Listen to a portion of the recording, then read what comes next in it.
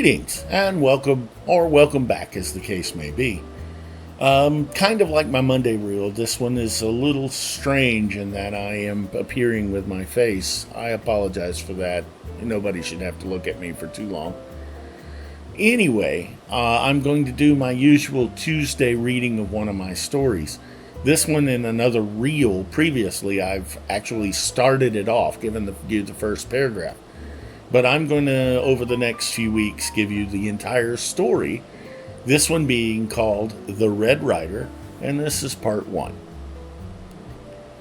They called her the Red Rider. No one knew where she came from, or if she had another name.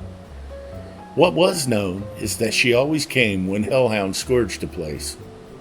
A hungry pack of regular wolves was bad enough, but hounds were something else altogether. Where hellhounds were, fire came with them. Yet she always came to deal with the hounds. She rode into town at night on a dark chestnut destrier. She wore a red cloak pulled tightly around her and the hood pulled up to hide her face. An axe was tied to the saddle on her right, and a rolled pack was fastened behind her. She stopped at the town's only inn and took a deep breath. The smell of ash and smoke was in the air, but not heavy. The hounds were near, but had not attacked the village. Dismounting, she handed her reins to the stable boy that came out to meet her. She unfastened the axe from her saddle, and its blade flashed silver in the light of the full moon. Where? Her voice was soft, and there was no need to ask what she meant. She was the Red Rider.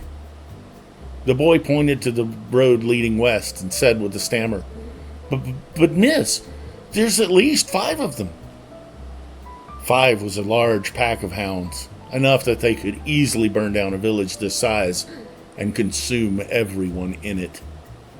The village was lucky. That or the hellhounds waited for something.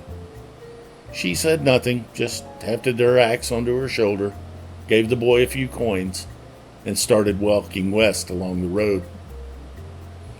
As she walked, the scent of smoke and the taste of ash grew stronger. After a mile, she came upon the burned remains of a carriage. Metal glittered in the moonlight through the ashes and a pile of charred staves. It was all that remained of a strongbox and someone's wealth. Now it was just glittering slag and charcoal. The hellhounds were no respecter of persons. All humans were food to them. She walked on, leaving the ruins of the carriage and its contents behind. It was 2 hours before dawn when the howls began behind her. They howled to spook her and make her run headlong into the rest of the pack waiting ahead. Instead, she stopped, loosened her cloak, and threw back her hood. Under the moonlight, her face was pale and youthful, though etched with hard lines and a harsh scowl, and framed by long black hair. She stood still, listening to the howls for a moment, and then continued to walk down the road. The howling behind her paused. Silence lay on the forest. But then the baying came again, closer. It hadn't taken long for them to realize that she wasn't running. The howling behind became a constant cacophony and came on fast. She took the axe off her shoulder and held it across her chest. She knew the rest of the pack would be there soon. And on that note, I'm going to call a halt for now.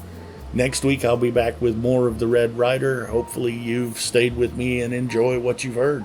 And we'll be back. If you have enjoyed, please give us a thumbs up, a like, and subscribe. And we'll see you then. Bye.